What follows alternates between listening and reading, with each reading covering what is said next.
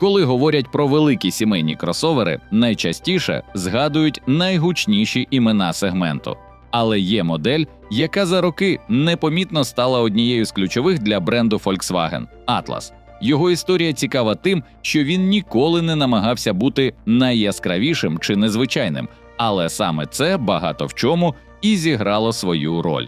Коли у 2017 році з'явився Volkswagen Atlas, він зайняв особливе місце у сегменті. Спочатку його задумували як максимально універсальний автомобіль, без спроби виділитися за будь-яку ціну, тож у нього сформувалася своя аудиторія. Для німецького бренду ця модель стала справжнім локомотивом продажів за океаном. Досить сказати, що в 2025 році на сегмент кросоверів припадало близько 80% всіх продажів Volkswagen у Штатах, і повнорозмірний Atlas грав у цій історії дуже помітну роль. Проте ринок швидко змінюється. З'явилися сильні конкуренти, як то Hyundai Palisade, Kia Telluride та Toyota Grand Highlander, і боротьба в сегменті стала помітно жорсткішою. У такій ситуації оновлення було лише питанням часу. Саме тому інженери із Вольфсбурга повернулися до розробок. У результаті майже через десятиліття після дебюту першої версії ми отримали повністю нове, друге покоління найбільшого кросовера бренду – Atlas 2027 модельного року. Новий кузов, сучасніший інтер'єр і збільшена потужність – все це частина спроби задати нову траєкторію для моделі. У Volkswagen розраховують, що саме такий Atlas зможе впевнено почуватися серед сучасних трирядних кросоверів і зберегти свою роль в одному з найбільш конкурентних сегментів ринку.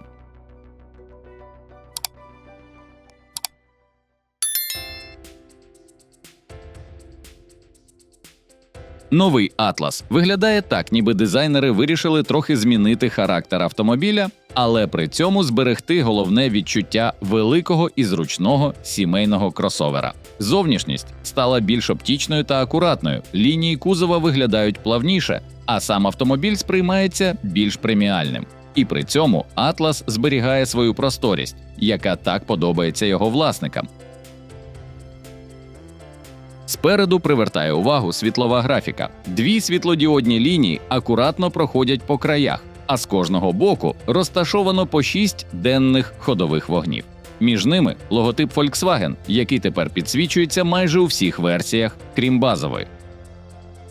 Ззаду дизайнери продовжили ту саму ідею. Тонка світлодіодна лінія проходить через усю корму, візуально розширюючи автомобіль. З боків розташовані по 15 світлодіодних елементів, і вони знову акуратно підводять погляд до логотипу, який світиться. Деталь, яку оцінять шанувальники бренду. Колісні диски теж додають характеру. Залежно від комплектації їх розмір змінюється – від 18 до 21 дюйма. В оновленій палітрі з'явилися 3 нові відтінки. Це спокійний пісочний Sandstone, насичений ожиновий Blackberry та глибокий зелений Sacramento Green. Дизайнери вирішили не змінювати перевірені пропорції. Ширина, висота та колісна база залишилися незмінними.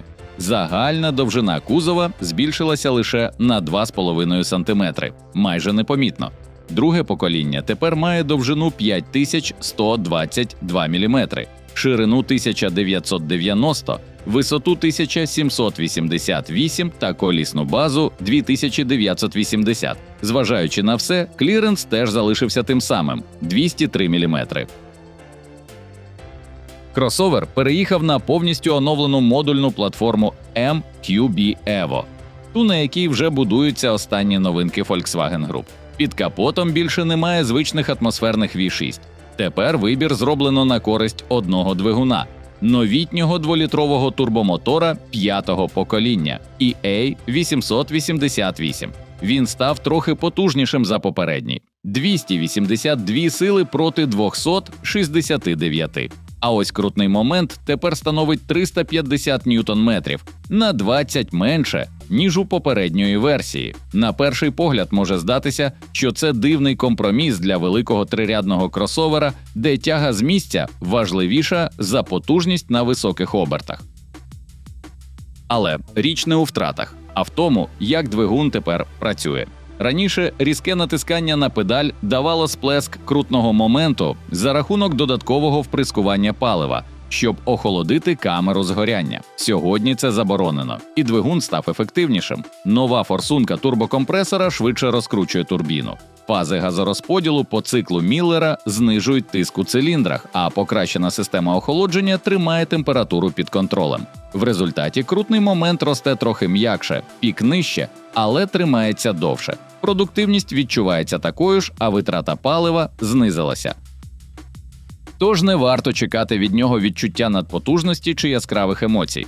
Вага авто, як і раніше, трохи більше 2 тонн без пасажирів. А тим паче, коли салон заповнений людьми та багажем, і багатьом водіям може захотітися більше потужності для впевнених обгонів і більш різких прискорень. Мотор працює в парі зі звичним 8-ступеневим автоматом. Базові версії йдуть з переднім приводом, але більшість машин буде оснащено фірмовою системою повного приводу 4Motion. Варто відзначити, що аеродинаміка та налаштування двигуна покращили паливну економічність. Точних цифр витрати поки немає, але орієнтовно середній показник складе близько 9,5 літрів на 100 км для передньопривідної версії та 10 літрів на сотню для повнопривідної. На відміну від моделей Hyundai та Kia, гібридної версії поки що немає. Volkswagen обіцяє, що вона з'явиться приблизно через 2-3 роки у середині життєвого циклу моделі. З урахуванням нинішніх цін на бензин та зручності сучасних гібридів це буде дуже актуально.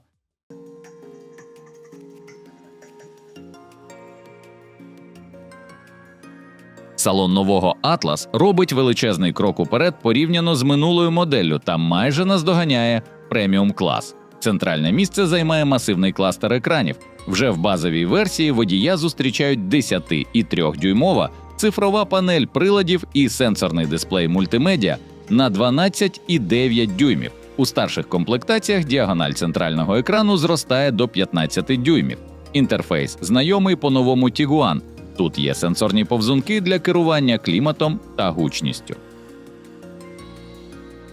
Volkswagen зважив на прохання користувачів. На центральній консолі з'явилася фізична багатофункціональна шайба.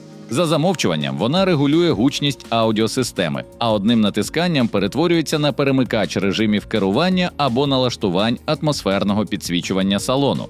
У топовій версії вона пропонує до 30 відтінків, у стандартній – 10. Матеріали оздоблення теж помітно покращили. Передня панель і центральна консоль вже в базі прикрашені вставками з натурального дерева, а в місцях, які найчастіше торкаєш руками, підлокітники та центральна консоль, використаний м'який пластик та екошкіра. Нижня частина дверей поки залишається з твердішого пластику, а навколо екранів, як і раніше, багато глянцю, так що мікрофібру доведеться тримати під рукою. Сидіння нового Atlas вже в базовій версії зроблені з екошкіри з електрорегулюванням в 12 напрямках та покращеною поперековою підтримкою для водія. Старші комплектації пропонують преміальну шкіру напа та крісла з масажем. Кросовер доступний як у 6, так і у 7-місному виконанні. Для пасажирів другого ряду нарешті передбачили дефлектори обдування у центральних стійках. У топових версіях капітанські крісла другого ряду отримали не лише підігрів, а й вентиляцію. Перенесення селектора коробки на рульову колонку звільнило місце на центральній консолі. Там тепер розташовані 2 бездротові зарядки. У салоні розташовано 7 USB-C портів, які входять до стандартної комплектації. 7-й порт знаходиться поруч із дзеркалом заднього виду і призначений для відеореєстратора. Електропривід 5 дверей та ручні сонцезахисні шторки для задніх пасажирів тепер йдуть у базовій комплектації.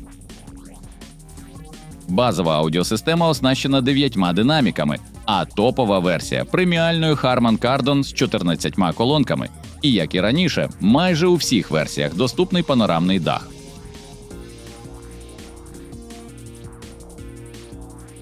Комплекс активної безпеки IQ Drive отримав серйозне оновлення. Адаптивний круїз-контроль Travel Assist тепер не тільки утримує машину в смузі, а й уміє перебудовуватися. Достатньо включити поворотник. Більше того, якщо система помітить, що водієві стало погано, і він не реагує на попередження, Автомобіль може самостійно зупинитися на узбіччі. Раніше таке було неможливо. Машина просто зупинялася у смузі та включала аварійку.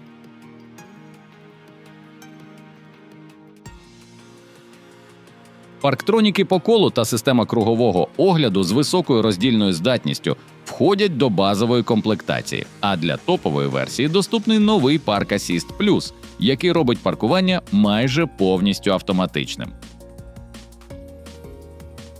Продажі Volkswagen Atlas як моделі 2027 року стартують цієї осені. Точних цін поки що немає, але швидше за все вони майже не зміняться порівняно з поточною моделлю. Сьогодні вона коштує від 37 до 56 тисяч доларів залежно від комплектації. Новий Atlas знову нагадує нам просту істину. Не обов'язково влаштовувати дизайнерський феєрверк або гнатися за статусом самого-самого, щоб залишатися в грі. Він став трохи сучаснішим, трохи розумнішим і помітно технологічнішим. Але, по суті, залишився тим самим великим сімейним і надійним кросовером.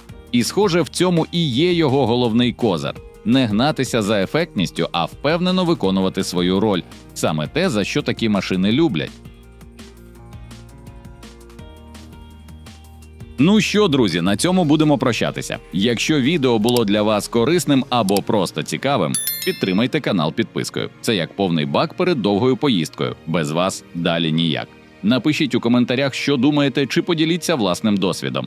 І якщо знаєте когось, хто живе автомобілями так само, як і ми, поділіться цим відео. Нехай у нашому автопарку стане більше однодумців. Побачимось у наступному випуску. Не перемикайтесь.